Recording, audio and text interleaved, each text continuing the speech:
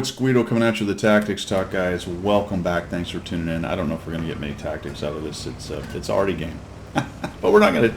We're just going to watch as Wasted Spacer has a fairly epic fail. A fairly epic fail of fairly epic proportions. He's in his S51. It's not necessarily his fail, although, you know, he is driving artillery. So perhaps he's failed from the get-go. I'll leave that up to you to decide. We're going to talk about, are the COVID Hermits. Oh, he's going to shoot his own guy? No, he's looking for the first shot opportunity.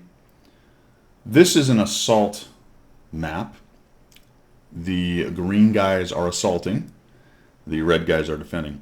This map probably exposes the major problem we're having in the game right now more than just about any. A lot of people turn off assault for this very reason, and it was bad before, and it's even worse now. What I'm talking about is all the brand new players and the returning players from the whole coronavirus thing. And the fact, it's a bit of a combination, because the fact is that it's much easier to get to tier 10 now than it used to be. And as a general rule, I would say that's a good thing for wargaming, to make the grind not so bad, because there are so many tanks and lines. If you went with the old way on how long it took to grind up to tier 10, you would get a lot of frustrated people. They would not unlock very many tanks. And I always say content is king. I still believe that, but it feels like with the COVID Hermit thing right now, it is really causing some serious issues. And with the new players and returning players not really understanding the game as well, you get a lot of games like this one where it gets just kind of crazy. Look at the center. 1, 2, 3, 4, 5. Is there 6 there? 5, 6, 7, 8, 9, 10, 11, 12, 13. There's another one buried in there I can't see. 1, 2, 3, 4, 5, 6, 7, 8, 9, 10, 11, 12, 13, 14. Nope, there's another guy on top of the other guys in there. There's, what, 6 or 7 of them are up on the sniper hill. 3 guys pushed one corner. 2 guys pushed the other. The Oni is sitting back sniping in his Oni. There's a medium on the hill. There's 2 mediums on the hill. And 3 TDs, which is somewhat to be expected TD-wise, but really on this map, you only want maybe 1 or 2 TDs up on that sniper hill right there. Why? Because the way you win the game, and this applies to every map in the entire game, the way you win the game is to gain map control, gain vision control, and reduce the enemy tanks to the point where either A, they're gone, which is auto win, right? Before you're all gone, you reduce their hit points and tanks until you have tanks and hit points and they do not, and that's a win. Or you set the win condition for some kind of cap. Now this is an assault map, and setting the win condition for a cap on an assault map requires that you take most of their tanks down, especially on this particular map where it's relatively easy to camp. However, even on the attack, or on the defense, sorry, on this map, you still need to control the corners, and you will notice that the enemy team isn't doing it either. There's no one spotted. The TS5 is towards the back, the KV3 and the Progetto, but nobody on the enemy team has showed up into the northeast. So this is camp v camp, and if the green team camps while the red team camps on an assault/defense, the defense is almost always going to win this one. If the red team showed any kind of inclination for aggression, they would fairly easily win this. But that is completely misunderstood by the new and returning players who don't really understand some of the intricacies of the game. And already we're down 3-0. It looks like a platoon, 2 of a platoon have died. Some of their tier 8's already gone. 3 of their tier 8's already gone. One of them's in another platoon. And it's just... it's going from bad to worst, folks. Bad to worst. They've wasted almost half the game. Remember, there's only 10 minutes in an assault map. They've wasted half the game sitting up there. There's no spots. There's no creativity for facilitating damage. There's a couple guys who sort of drove in and died. It's absolutely amazing. The Cannon Jagdpanzer is down in the middle. Looks like the guys that were all camping aren't sitting there, and we're just trying to pick away at dudes who are humping rocks back here. We got 31 damage out of him. S51's trying to move around. I don't know what the fix is, to be quite honest, and there probably really isn't one. It's a video game, right? It's a video game. The intricacies of how you win this particular kind of map is generally lost on most players. Most players don't want to get into that level. It doesn't matter to them anyway. They're just driving their pixels around. And they'll look at this loss and go, whatever, it's not my fault. Nothing I can do. My team sucked. And they'll go on to the next. The vast majority. The people who want to learn how to be good, who want to look at this and break it down and say, what the heck happened? Well, it's easy. It's painfully easy to see exactly what happened on this particular match. Way too much camping. No understanding really of what the assault map is all about in defense, to include on the enemy team. It just happens to be that when you camp v camp, that's going to be advantage defenders. Pretty easy, really. And now the defenders are sort of seeing, you know what, we got kind of advantage here. We're not seeing a whole lot of guys. Another already goes in there, another already shot for some splash. I probably would have been top down on that one, to be honest, wasted spacer, just to make that a little bit easier to figure out where I could get it nearby to those two. So while the defensive team is doing it wrong, they truly are, the offensive team is in no kind of position to take advantage of it. They're just all sitting up and hanging out up on top. Can I actually move this? I don't think I can. No. All right. I hate that. I wish the replay system had a free camera. Hey, Wargaming, could you add? Yeah. See, I think I would have been top down on that. Actually, let me show what he's doing with it. I think I would have been top down on that one, to be quite honest. Wasted spacer. Because when you're working around rocks like that, you might want to actually aim wide or a little long or some such right there. So we're getting a reload, and it is now 1-5. Wasted Spacer has the 1 kill. He took out the KB3. Still, the TDs are camping. And you might go, well, Guido, the TDs, that's what they're for. They're supposed to camp. Not really. No. See, that's wrong. That's almost 100,000 million% wrong. And then some. Squared. If your TD can get up into one of the corners up there, then they're much closer to supporting. Maybe, like I said, a TD or two in the middle just to make sure they don't push right through the middle, or if there are any guys rolling around the middle, you do get some cheeky shots on them right there. But really, you want to be up here supporting these guys. Look at this Barras. We might get a kill on him. Nope, complete miss. The S-51 is very inaccurate, hard tank to use. We're now 1-6. 1-6. This ends up being a massacre, but it wasn't a fast massacre. It was just kind of a slow grind of guys losing with not really any good clue. Now, this is fairly typical what you're seeing. You just saw 2 TDs die in the very middle. This is very typical of what you see with passive players who play TDs and, you know, sit back on hills and sit in bushes. When the game starts to get lost, and I don't know what this is from. I guess it's just maybe frustration or whatever. My team sucks, let's YOLO forward, or holy cow, we're losing, maybe I need to do something. Maybe if you did something at the beginning, you wouldn't have been at this position. But they both ran forward for whatever reason into the very middle of the map and died. After having sit more or less uselessly up on the hill. Imagine the Cannonia Jagdpanzer and the Scorpion up on those 2 hills, helping them take those hills and having those shots down into the backfield.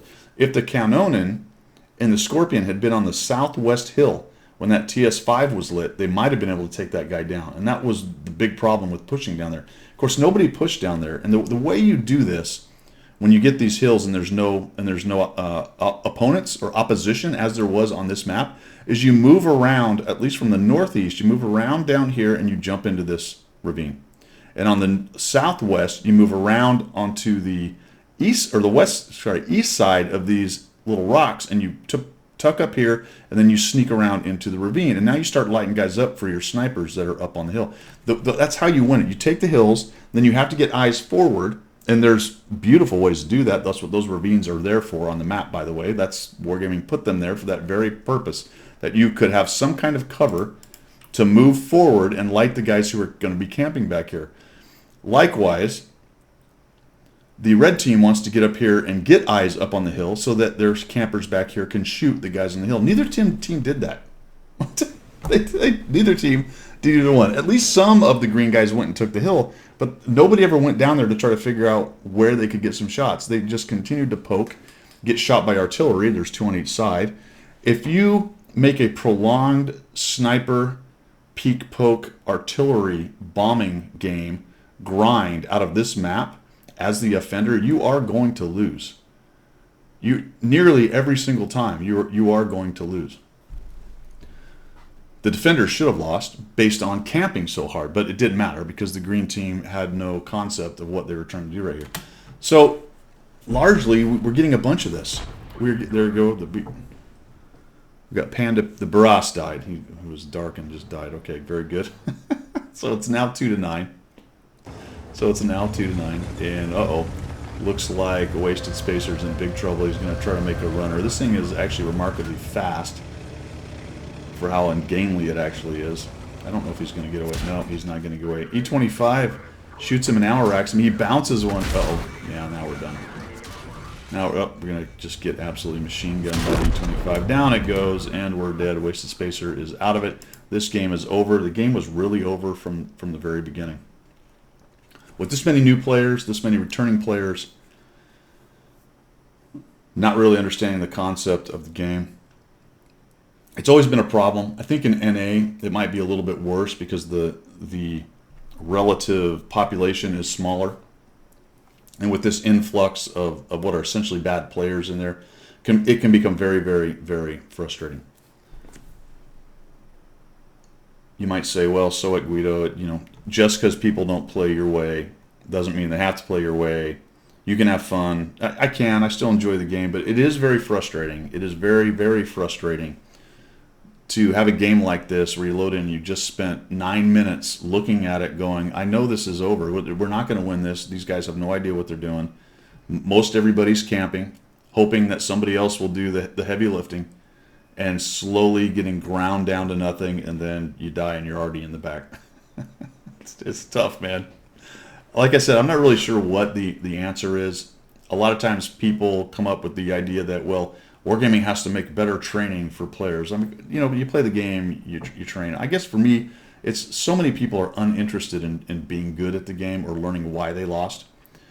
I think computer gaming, as a general rule, is that way. Where it gets super frustrating is when you have a PvP game and people who like the challenge of the person versus person. I can see if you're just going to go against PvE against bots and all you want to do is goof around and, grind out your tanks and all that versus bots. That's all fine. I don't know. Maybe these people are bots. Maybe I just need to look at it as it's PvE. Is that what I need to do? I think perhaps I just need to go, all right, this is all bots. Whatever, don't even worry about it. But the competitive side of me says these are people, mostly. And it would be nice if a few people on the team, more often than we currently have, had a clue and gave an effort and attempted to win the game instead of letting the game happen to them. Kind of a rambling rant, I guess, right there, wasn't it? I wish I had an answer. I wish I could go, you know what, here's what we do, here's how we fix this. I don't know, maybe you remove assault. I like the different kinds of modes. It gives a little bit more variety to the game, so that's why I do like them, but they can be very frustrating, and I do understand why people turn them off. And this is exactly the reason. I'm sure I'll get comments down below. This is why I turned that off, all that kind of thing.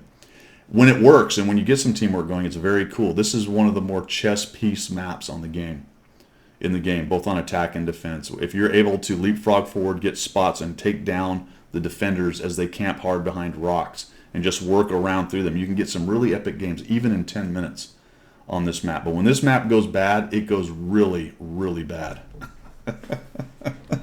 Much like this right here. So guys, you know what? If you have any opinions, if you have any fixes, potentially any ideas, go ahead and throw them down in the description. I'd be interested to hear what you say.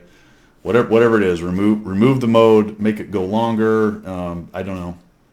Sometimes I think maybe on assault the attacking team should have a couple more tanks.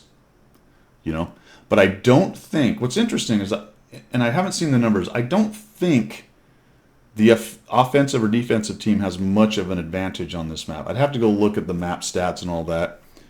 And that's why it's interesting to me, because in general, when you are attacking something, you need a 3-to-1 advantage to win. That's like a real world number that they always use. Dug in positions need to be assaulted with a 3-to-1 advantage in order to ensure that that position is taken. That's a generalization. There's a lot of things that can change that. Air power, artillery, things well beyond the scope of this game. But they don't have that in this game. It's a 1-to-1 ratio, even on the assault maps. In fact, there's less time on the assault maps. And the reason for that is that it doesn't really matter if you're defending or attacking. It's the same game, where you're reducing hit points and setting a condition to win.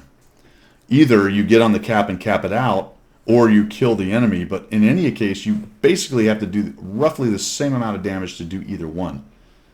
And as the defense, you still need to be offensive enough that you take out their tanks. You can't let them whittle you away in defense, which they can do based on the size of the maps, kind of fighting in phone booths like we are. So really, at the end of the day, offense, defense on assault maps, or the encounter maps or the standard maps, they don't play any differently as far as the concept of how you win World of Tanks, a World of Tanks match, which is reducing hit points to either facilitate a cap or to kill them all. Preferably kill all with a secondary of a cap, but only if you have set the conditions.